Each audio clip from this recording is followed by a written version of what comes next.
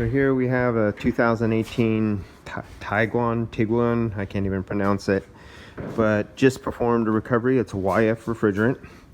And for you old school guys, let's get back into this again, because a lot of your younger guys who are working for you, or the older school guys who haven't got it yet, see how easily this turns around? I just tip of my finger and it just flicks around like almost so easy that it's almost like it's a sheared, broken off shaft, and it's just spinning on the bearing alone with no resistance. Because again, this is a variable flow displacement compressor, and it does have the valve on the back right above my finger where the black round is, right there. So again, this is another vehicle. Do not use the cans. Do not go by pressures. Do not go by temperatures. Do not go by that stupid little freaking gauge that the company gives you, that you get at the Grand Auto Parts or any of the parts stores. I'm not going to pick just on one name, but any parts store that hands you the stupid can with the stupid gauge and the stupid hose, you'll get a stupid result. So that's it on this one. But other than that, let's get back over to this one, and that looks like advertisement. Subaru. Now the Subaru, here's something different. We're all used to Subarus. Tell me what you see. Any of you guys with a little bit of experience? So we're coming up here on this Subaru, and this Subaru is a 2020 Subaru Focus. There you go. 2020 Subaru. What stands out? Okay, you got the big orange line. You know it's electric compressor right off the bat. Look from a distance and tell me what you see. Scan the lines. Look careful. What do you see that you've never seen on a Subaru before? Let me try to focus. There we go. I'm going to slowly zero in on it on the center of my screen. And what have you never seen on a Subaru before of this model? Yes, it's in the center. It's coming. It's coming. What is that? Accumulator. We now have an accumulator on a Subaru. Something you never had before. And I'm looking for, this is all part of the air conditioning. Okay, what do we have over here? This is part of the air conditioning right here. What do we got? How many wires? We got a 4-wire. So we have a monitoring or a metering device right here, right off of, supposedly, look at the size of that line. Supposedly you would think a liquid line out, but look how damn fat that is. That's your normal little skinny line like this line right here. So what do we got going on here? Here's a big fat line. So let's use our old school method where we're taught in, fatter lines, smaller lines, vapor, liquid. So let's see what we got going on here. So let's follow this. Let's go to the compressor. Let's see how many lines we have on the compressor. So we have what looks like a discharge line right there out of the electric compressor, going into a muffler and making, Jesus Christ, I can't even follow that. There we go. Coming out here, going through the muffler. It's coming directly out of here. Here's your high side fitting. We're going around back here. Let's follow that.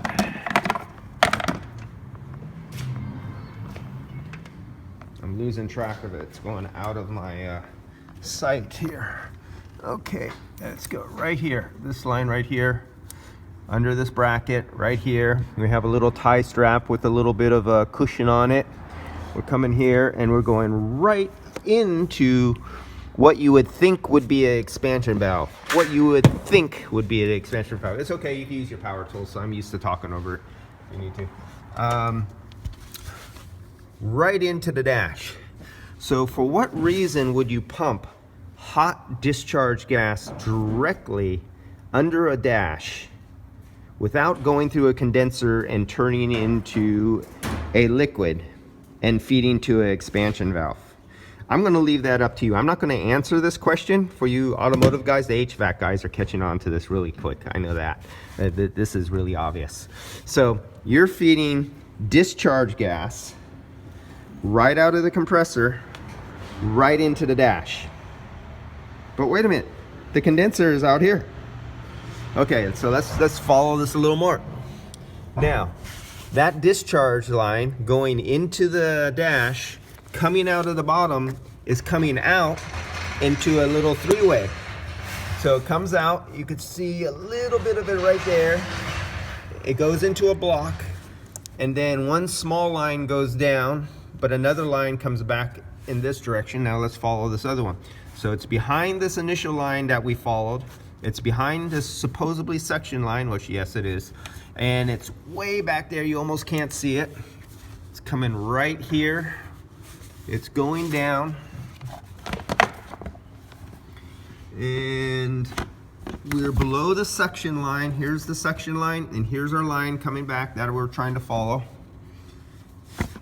And it is going back underneath the brake fluid reservoir, under the brake ABS power sensor. Then it goes right there, and there's a sensor right here. There's a sensor in it, and how many wires are in that sensor? I think it's a 3-wire, so we got a 3-wire sensor there, and that line keeps coming back, and my eyes cannot see. I see it. I can't see it. You can't see it. Okay, there we go. I found it. There it is right there. The silver line right there below the wire, big fat wiring harness. That's it. And here it is coming below the battery. It's coming up here towards the front. Right there, here's the battery, so I could keep you kind of coordinated from where we came.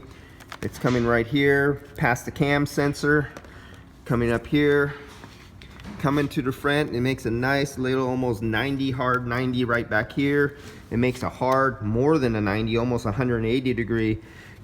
Refrigerant flow doesn't like a lot of hard turns, but you're in a car, so you have to. And then it comes down here at a 45, coming down. Then we make a 45. Then it kicks off and makes another 15 degree.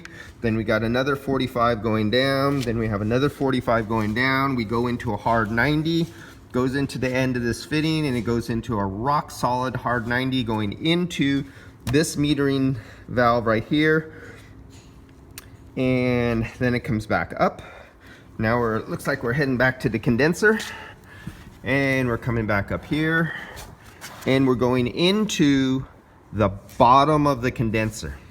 Okay, automotive guys, why are we going back into the automotive condenser? HVAC commercial guys, they know what's going on here. They know what kind of system this is by now, but it's just really fungied up. God, you would miss your 3-way valve, your diverting valve, but the automotive always has to jack shit up. So you went into the bottom of your condenser. So here's your header tube right here. You go into your condenser, and this is a multi-path, so it'll do its multi-flow through this micro channel condenser, and then hopefully it's only one way out. Okay, this one's easier. There's more than 2 tubes in a condenser, but I'll go over that on another vehicle at another time. So then here, look at it, looks like we're coming out of here or going into here, depending on which direction you go. And that's kind of, I'm giving it away there by going what direction you're going. So you're coming down here, and here's the solenoid valve. And this solenoid valve luckily has a little arrow on it pointing in this direction to this line. But wait, we have another line coming down here. For what reason would we have 3 lines? If it's coming out maybe in this direction, and it could be diverted depending on the solenoid cuts on or cuts off, turns on, lifts up, and lets flow this way. Maybe it goes down and it stops the direction of the flow and forces it to go in this direction or go in this direction, depending. So let's follow the arrow. So the arrow comes over here, and we're going back. We're doing kicking off on a 45. We went through a 90, a 45, going off. We're going in a 45. We're going up into a 90. We just went into some rubber hose. We went into some rubber hose, and what do we see way back there? There's a valve right there. What looks like, yes, that valve, what we can't see, that has more hoses and valving to it in the other direction that we can't see, that's underneath here, goes into this line, into the accumulator. Now we either could follow it back going out through the valve down there, that's a three-way going that way, or we go back to the accumulator. It's coming back from the accumulator, it's going around, hits this hose, comes around and goes back into the compressor. But that's not the only story. Let's see if we could get back down to seeing where that valve goes. They have an option where if we look below the locking mechanism right here, you could see that silver there. So where you see the silver is another line going in this direction that's about this fat. Big old fat number 10 or number 12. And that is just like disappearing. So I think they have it covered up in something black. Oh, it's coming. Is it going to the coolant? I literally cannot get my knuckles or my fingers past that. Hell, I can't get into that thing. This is a freaking nightmare. This is impossible. I feel sorry for you guys. Hey, I feel sorry for myself, and I know how to trace this down pretty. Okay, I see it going up. I can't get to it. I see it going up. I could see the line has rubber over it and it's black. It's no longer silver and it goes up. But I literally cannot. Maybe I can. I'm trying to get my hand down here. Okay. That's the rubber hose there. That's the line. Okay. There we go. There. I can't see where it goes. My fingers were able to touch it, push on it, and when I pushed on it, this line moved. So it's a continuation over of either going to the accumulator or being valved off and going in this direction. And who knows, maybe I'm going backwards, depending on what mode this system is. And I'm not going to name for the automotive guys what kind of system this is. You guys are going to have to answer that. So we have this big old fat line with a number 10 or a number 12, and we're coming right here. What device? It looks like we have a flow device here, whether it's a one-way or not, inside this valving, that right here where my finger is hitting right here. So there's something inside that that has a purpose, and it keeps going up. Let's follow it over. Here's a low side port. We got a low side port there, so we know this is a low side. At least right now it is low side. Another hint. This one probably all the time. Okay, I know what they're doing with the valving over here now. And it's coming back, and it is going into what appears to be an expansion valve and block behind there, going to an evaporator core behind the dash. Well, here's the other set of lines, but here's the other set of lines. But this set of lines is not like going to a rear evaporator or a battery to keep cool the battery, like BMW sticks an expansion valve on the battery pack on the back. This is not doing that. And so it goes into what appears to be an expansion valve block. Then we come down to a rubber hose. We're coming back down into rubber hose here. And our rubber hose is making a turn. Here's the crimp of the rubber hose right there where I'm hitting on the tip. It's going around, it's coming up, it's coming back into here, and now we have another valving device, and we have another 4-wire. So we have a 4-wire solenoid or stepper motor right here doing some controlling right there. And out of that, it goes into this block. Well, what do you see?